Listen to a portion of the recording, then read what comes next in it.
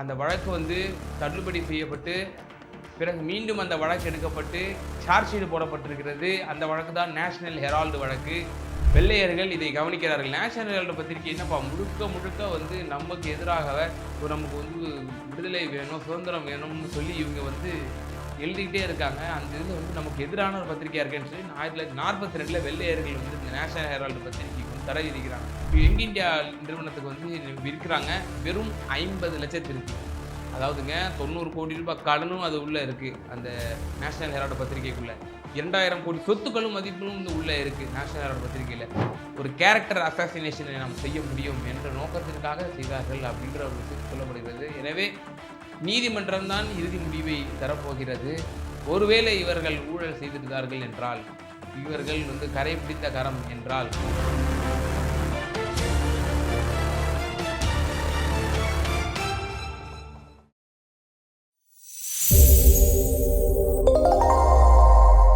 Tamil news நேயர்களுக்கு வணக்கம். ஒரு நாடே பரபரக்க பார்க்கக்கூடிய ஒரு வழக்கு கிட்டத்தட்ட 10 ஆண்டுகளுக்கு மேலாக 12, 13 ஆண்டுகள் வந்து ஆகப்போகுது. அந்த வழக்கு வந்து தொடுத்து அந்த வழக்கு வந்து தள்ளுபடி செய்யப்பட்டு பிறகு மீண்டும் அந்த வழக்கு எடுக்கப்பட்டு சார்ஜ் ஷீட் போடப்பட்டிருக்கிறது. அந்த வழக்கு தான் நேஷனல் ஹெரால்டு வழக்கு. அந்த நேஷனல் ஹெரால்டு வழக்கில் காங்கிரசினுடைய முன்னாள் தலைவர்கள் ராகுல் காந்தி மற்றும் சோனியா காந்தி அவர்களுக்கு ஒரு முக்கிய பங்கு உண்டு. A1ஆக சோனியா காந்தியும், A2ஆக ராகுல் காந்தியும், இன்னும் சிலர் அந்த பட்டியலிலே வந்து இடம்பெற்றிருக்கிறார்கள். என்ன அந்த வழக்கு? சார்ஜ் ஷீட் போடப்பட்டிருக்கிறது. கிட்டத்தட்ட இந்த வழக்கினுடைய தீர்ப்பில் இவர்கள் குற்றவாளி என்று பிரகடனப்படுத்திவிட்டால் நிச்சயமாக இவர்களுக்கு 7 ஆண்டுகள் வரை தண்டனை விதிக்க கூடும் என்பதாகவும், வழக்கு பற்றி நம்ம சொல்லணும் அப்படின்னா கிட்டத்தட்ட இடி வந்து பிஎம்எல்ஏ ஆக்டின் படி சட்டவிரோத பணப்பரிமாற்ற வழக்கின்படி இது வந்து போட்டிருக்கிறாங்க. ஸோ இந்த நேஷனல் ஹெரால்டு வழக்கு நம்மில் பலருக்கு வந்து என்ன அப்படின்றது விஷயம் வந்து நமக்கு தெரியாது. இந்த நேஷனல் ஹெரால்டு வழக்கு ஆதியிலிருந்து அந்த மாதிரி நம்ம வந்து சற்று அலசி பார்த்தால் மட்டுமே வந்து அதனோட வழக்கினுடைய தன்மை நமக்கு தெரியும். யார் அந்த வழக்கை தொடுத்தது, ராகுல் காந்தி மற்றும் சோனியா காந்தி அவர்கள் மீது ஏன் சார்ஜ் ஷீட் போடுவதற்கே இத்தனை ஆண்டு காலம் என்ற முழு விவரத்தை பார்ப்போம் இந்த வீடியோவில். அதாவதுங்க 1937ஆம் ஆண்டு சுதந்திர போராட்ட வீரர்கள் மற்றும் ஜவஹர்லால் நேரு அவர்கள் எல்லாரும் சேர்ந்து ஒரு ஆலோசனையில் ஈடுபடும் பொழுது, நமக்கென்று சுதந்திரத்தை நாடக்கூடிய நாம் வந்து ஒரு இண்டிபெண்டன்ட் ஜேர்னலிசம் ஒரு பத்திரிகையை வந்து நம்ம நடத்தணும். அந்த பத்திரிகையிலே வந்து வெள்ளைக்காரர்களுக்கு எதிராக ஆங்கிலேயர்களை வந்து வெளியேற்றுவதற்கு நம்ம வந்து அதை வந்து ஊக்கமாக நம்ம அதை பயன்படுத்த வேண்டும் என்று சொல்லி 1937ஆம் ஆண்டு பண்டிட் ஜவஹர்லால் நேரு அவர்களுடைய அந்த தலைமையில் வந்து கிட்டத்தட்ட 5000 ஷேர்கள் கொண்ட 5000 பேர் அந்த பத்திரிகையினுடைய ஷேர் ஹோல்டர்ஸுக்காக வந்து துவங்கினாங்க நேஷனல் ஹெரால்டு பத்திரிகை. அதாவது ஏஜேஎல் என்ற அந்த நிறுவனம் முதலாக சொல்கிறார்கள் 1937ஆம் ஆண்டு. ஏஜிஎல் என்ற முழுவாக்கம் பார்த்தோம்னா அசோசியேட்டட் ஜேர்னல் லிமிடெட். அதன் பிறகு 1938ஆம் ஆண்டு தான் நவம்பர் 20ஆம் தேதி நேஷனல் ஹெரால்டு என்ற அந்த ஒரு பத்திரிகையை வந்து உருவாக்குகிறார்கள். ஸோ நேஷனல் ஹெரால்டுங்கிற பத்திரிகை 1938ஆம் ஆண்டு மக்களுடைய பார்வைக்கு பொதுவெளிக்கு வந்து இந்த நேஷனல் ஹெரால்டு பத்திரிகை வருகிறது. பிறகு 1942ஆம் ஆண்டு வெள்ளையர்கள் இதை கவனிக்கிறார்கள். நேஷனல் ஹெரால்டு பத்திரிகை என்னப்பா முழுக்க முழுக்க வந்து நமக்கு எதிராக நமக்கு வந்து விடுதலை வேணும், சுதந்திரம் வேணும்னு சொல்லி இவங்க வந்து எழுதிக்கிட்டே இருக்காங்க. அந்த இதில் வந்து நமக்கு எதிரான ஒரு பத்திரிகையாக இருக்கேன்னு சொல்லி 1942 வெள்ளையர்கள் வந்து இந்த நேஷனல் ஹெரால்டு பத்திரிகைக்கு வந்து தடை விதிக்கிறாங்க. பிறகு 1945ஆம் ஆண்டு அந்த தடையை வந்து நீக்குகிறது ஆங்கிலேயர்களுடைய அரசாங்கம். பிறகு 1947ஆம் ஆண்டு நம்முடைய இந்திய திருநாட்டிற்கு சுதந்திரம் கிடைத்தது. வெள்ளையர்கள் வந்து நம்ம நாட்டை விட்டு வெளியேறினார்கள் நம்ம பார்க்குறோம். அதன் பிறகு நான் பிரதமராக தேர்ந்தெடுக்க உள்ளேன், நான் பிரதமராக உள்ளேன் இந்த இந்திய திருநாட்டிற்கு. ஆகையினாலே நான் இந்த நேஷனல் ஹெரால்டு பத்திரிகையினுடைய தலைவராக நான் வந்து நீடிக்க இயலாது என்று சொல்லி தன்னுடைய பதவியையும் பண்டிட் ஜவஹர்லால் நேரு அவர்கள் வந்து திறக்கிறத நம்ம பார்க்குறோம்.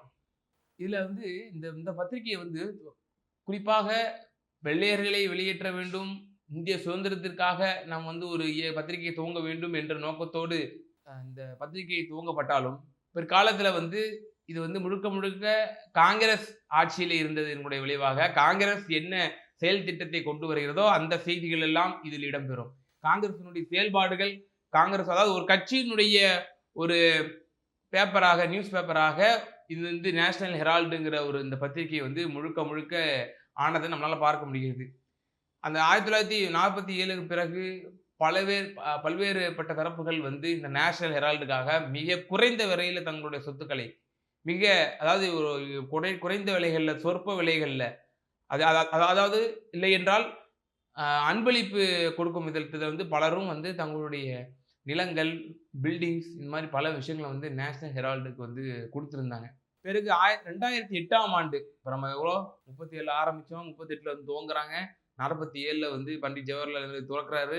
பிறகு இப்ப நம்ம வந்து 2008க்கு வந்துட்டோம். 2008ல இப்போ காங்கிரஸ் ஆட்சி தான் நடந்துட்டு இருக்கு. அப்போ அதனோட விற்பனை வந்து குறையுது. ரொம்ப ஒரு இக்கட்டான ஒரு சூழ்நிலைக்கு எட்டப்படுது. நேஷனல் ஹெரால்டு பத்திரிகை மூடு விழா நடத்துறதுக்கு வந்து தயாராக நிலையில இருக்கிறத நம்ம பார்க்கிறோம். ஸோ, இப்போ மூடு விழா நடத்தக்கூடிய நிலையில ஒரு இக்கட்டான சூழ்நிலையில வந்து நேஷனல் ஹெரால்டு பத்திரிகை இருக்கு. ஸோ, இந்த பத்திரிகைய ரன் பண்ணணும் அப்டின்னா, நிச்சயமா எங்களுக்கு வந்து கடன் வேணும் அப்டின்னு சொல்லி, அந்த ஏஜேஎல் என்ற அந்த நிறுவனம், அதுதான் நேஷனல் ஹெரால்டு பத்திரிகை வந்து நடத்திக் கொண்டிருந்தது. ஏஜேஎல் நான் சொன்னது போல அசோசியேட் ஜர்னல் லிமிடெட் அப்டின்ற அந்த அந்த கம்பெனி வந்து கடன் கேட்கும் பட்சத்தில வந்து, காங்கிரஸ் கட்சி அந்த கடனை வந்து கொடுக்கிறது.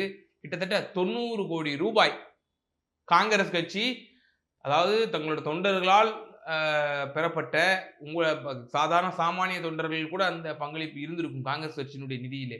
அந்த நிதியிலிருந்து ஏஜேஎல் என்ற அந்த நிறுவனத்திற்கு கடன் கொடுக்கப்படுகிறது. இதில் நம்ம பார்க்க வேண்டிய ஒரு விஷயம், ஏஜேஎல்னுடைய தலைவராக இருந்தவர் மோதிலால் ஓரோ என்ற ஒரு நபர். அந்த மோதிலால் ஓரோ தான் வந்து கடன் வேண்டும், கடன் வந்து எங்களுக்கு இருந்தால் தான் ரன் பண்ண முடியுன்ற ஒரு விஷயத்த நேஷனல் ஹெரால்டு பத்திரிகையினுடைய அப்போதைய தலைவர் வந்து சொல்றாரு. காங்கிரஸ் கட்சியிலிருந்து அந்த 90 கோடி ரூபாய் கடனாக கொடுக்க வேண்டும், கொடுக்கணும் அப்படின்னா, காங்கிரஸ் கட்சியில வந்து அந்த பொருளாளருடைய ஒப்புதல் நிச்சயமாக தேவைப்படும். அந்த பொருளாளர் யாரு அப்படின்னு பார்த்தோம்னா, அதுவுமே வந்து மோதிலால் ஓரோ அவர்கள் தான். ஏஜேஎல்னுடைய நிறுவனரும் தலைவரும் வந்து அப்போதைய தலைவரும் மோதிலால் ஓரோ அவர்கள் தான். காங்கிரஸ் கட்சியினுடைய அப்போதைய பொருளாளர் அவர்களும் வந்து மோதிலால் ஓரோ தான் அப்படின்னு நம்ம பார்க்கணும். ஸோ, இப்போ 2010ஆம் ஆண்டு அந்த இப்போ நம்ம பார்த்தோம் 1947ல கிட்டத்தட்ட 5000 ஷேர் ஹோல்டர் இருந்தாங்க அப்படின்னு சொல்லி 2010 கணக்கின்படி கிட்டத்தட்ட 1010 முதல் 1050 ஷேர் ஹோல்டர்ஸ் வந்து அந்த நேஷனல் ஹெரால்டு பத்திரிகைக்கு வந்து இருந்தாங்க அப்படின்ற ஒரு தகவலையும் வந்து தெரிவிக்கிறாங்க.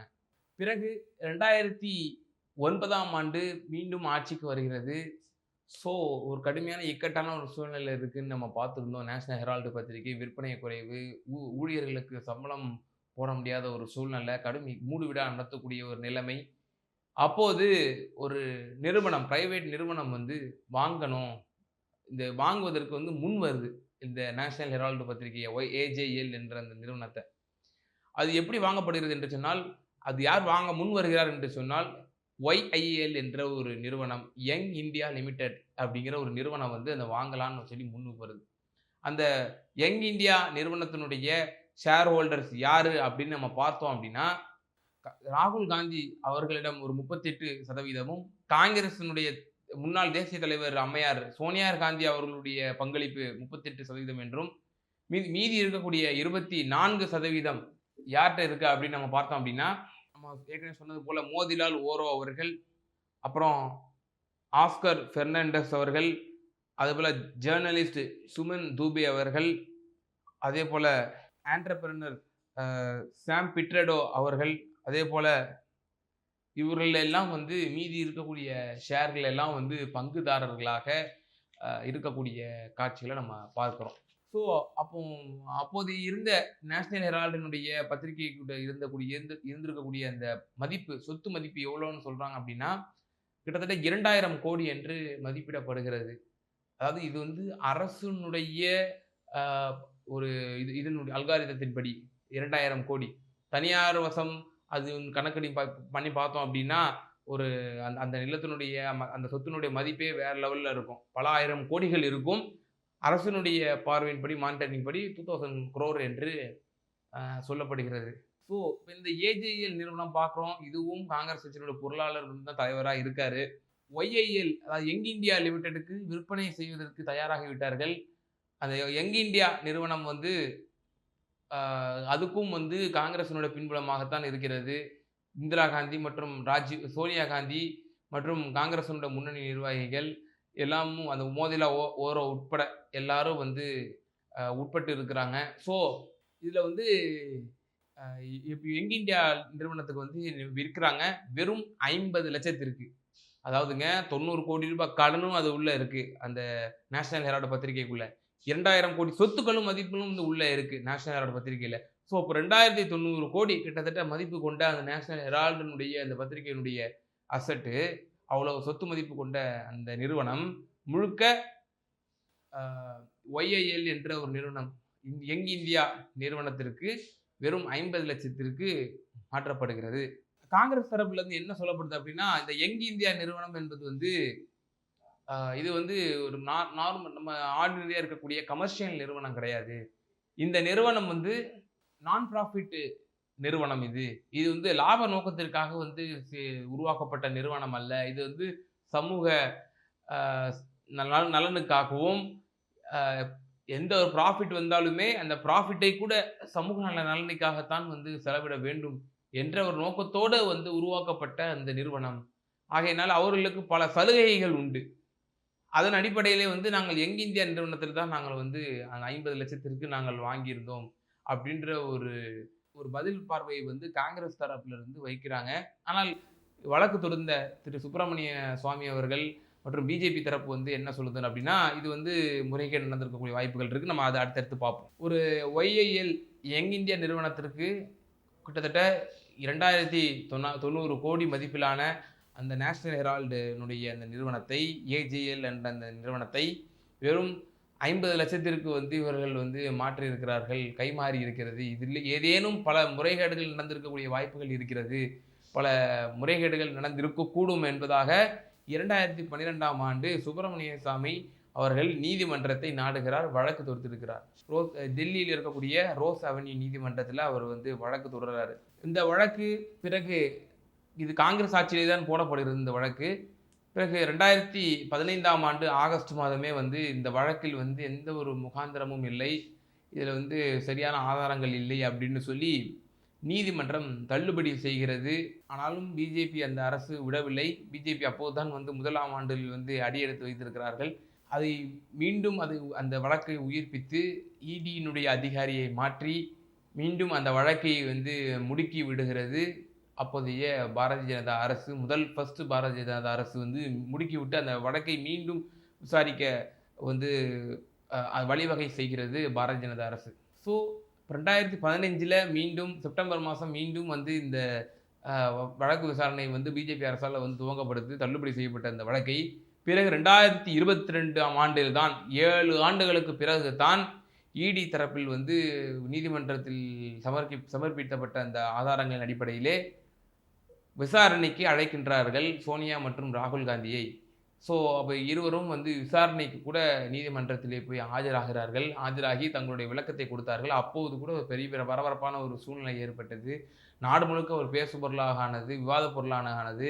எப்படி ஒரு தேசிய கட்சியினுடைய தலைவர்களை வந்து சிறை பிடிக்கப் போகிறார்களா? இது வந்து இந்த ஊழல் வழக்கில் அவர்கள் நிச்சயமாக தண்டிக்கப்படுவார்களா? என்ற பல கோணத்தில் வந்து இவர்கள் வந்து விவாத பொருள் ஆக்கினார்கள் இந்தியா முழுக்க. ஆனாலும் ராகுல் காந்தி, சோனியா காந்தி அவர்கள் வந்து நீதிமன்றத்தை நேரிலே சென்று அவர்கள் உரிய விளக்கத்தை கொடுத்தார்கள். எங்களுக்கும் இதில் எந்த ஒரு முறைகேடும் நடக்கவில்லை அப்படின்ற விளக்கத்தை நீதிமன்றத்திலே வந்து அவர்கள் கொடுத்ததை நம்மளால் பார்க்க முடியுது. இப்போது கடந்த 2022ஆம் ஆண்டு இடியினுடைய ஆதாரங்களின் அடிப்படையிலே நீதிமன்றம் அவர்களை வழக்கழித்து விசாரணை மேற்கொண்ட நிலையிலே முதன்முறையாக என்ஃபோர்ஸ்மெண்ட் டைரக்டரேட் அமலாக்கத்துறை ராகுல் காந்தி மற்றும் சோனியா காந்திக்கு எதிராக சார்ஜ் ஷீட் வந்து ஃபைல் செஞ்சுருக்கிறாங்க. இது வந்து முதல் சார்ஜ் ஷீட்டு இவர்கள் மீது போடக்கூடிய சார்ஜ் ஷீட் என்று கூறப்படுகிறது. ஸோ காங்கிரஸ் தரப்பிலிருந்து இது முற்றிலுமாக வந்து அதிகார துஷ்பிரயோகம் செய்கிறது இந்த அரசு. எங்களை பழிவாங்க வேண்டும். எங்களுடைய எதிர்கட்சி நிலையில் இருக்கக்கூடிய மோடிக்கு எதிர்நிலையில் இருக்கக்கூடிய ராகுல் மற்றும் சோனியா காந்தி வந்து இதை வந்து நம்ம டேமேஜ் பண்ணணும் அப்படிங்கிற ஒரே காரணத்திற்காகத்தான் வந்து இந்த வழக்கை வந்து தள்ளுபடி செய்த வழக்கையே கூட இவர்கள் எடுத்துக்கொண்டு இவர் வந்து விசாரணை முடுக்கி விடுகிறார்கள். சார்ஜ் ஷீட்டே இப்போ போட்டிருக்கிறாங்க. 10 வருஷத்துக்கு அப்புறம் இவங்க சார்ஜ் ஷீட்ட போட்டிருக்காங்க அப்படின்னு சொல்லி முன்வைக்கிறாங்க.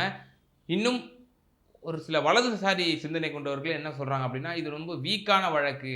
இந்த வீக்கான வழக்கு பார்த்தீங்களா, இத்தனை வருஷம் கழிச்சு தான் வந்து விசாரணைக்கு அழைக்கிறாங்க. 10 வருஷத்துக்கு கழிச்சு தான் சார்ஜ் ஷீட்டே இவங்களால போட முடியுது. ரொம்ப வீக்கான வழக்கு. இதனால வந்து ராகுல் காந்திக்கோ, சோனியா காந்திக்கோ மிகப்பெரிய ஒரு பாதகம் விளை ஆகாது. குந்தகம் விளைவிக்க கூடாது ஆகாது. மாறாக அவர்களுக்கு வந்து ஒரு அரசியல் ரீதியான ஒரு அழுத்தம், ஒரு மக்கள் மத்தியிலே ஒரு ஒரு பிம்பத்தை கட்டமைப்பது. அதாவது காங்கிரஸ் குடும்பம் என்றாலே அது ஒரு ஊழல் குடும்பம். அந்த குடும்பம் இந்த நாட்டினுடைய சொத்துக்களை வந்து சூறையாடியுள்ளது, கொள்ளையடித்துள்ளது என்ற ஒரு கருத்துருவாக்கத்தை உருவாக்க வேண்டும் என்பதற்காகத்தான் இப்படியான செயல்களை செய்கிறாங்கன்ற ஒரு விமர்சனமும் வந்து முன்வைக்கிறத நம்மளால பார்க்க முடியுது. அமலாக்கத்துறை கடந்த 2023ஆம் ஆண்டு முதலேயே அந்த நேஷனல் ஹெரால்டு பத்திரிகையினுடைய சொத்துக்கள் கிட்டத்தட்ட 661 கோடிக்கான அந்த சொத்துக்களை வந்து முடக்குவதற்கு அவர்கள் வந்து ஆயத்தமாகி விட்டார்கள். இன்னும் சொல்லப்போனால் டெல்லி, லக்னோ, மும்பை ஆகிய பகுதிகளில் இருக்கக்கூடிய அவங்களுடைய சொத்துக்களை எல்லாம் வந்து முடக்குவதற்கு நோட்டீஸ்கள்லாம் கூட ஒட்டப்பட்டு விட்டன. அந்த நோட்டீஸ்கள் ஒட்டப்பட்டு விட்டு, பிறகு நீங்கள் செலுத்த வேண்டிய உங்களுடைய வாடகை தொகைகளை ஈடியிடமே நீங்கள் வழங்க வேண்டும் என்றும், விரைவில் காலி செய்யப்பட வேண்டும் என்றும் வந்து நம்ம வந்து கடந்த காலத்தில் நம்ம பார்க்கிறோம். 2023 ஈடி அந்த கையகப்படுத்தக்கூடிய பணிகளை வந்து ஆயத்தமாயிட்டாங்க. இந்த சார்ஜ் ஷீட்டை பற்றி நம்ம பார்த்தோம் அப்படின்னா, இது வந்து 2002 பிஎம்எல்ஏ ஆக்டின் படி இந்த வழக்கு வந்து போடப்பட்டிருக்கிறது.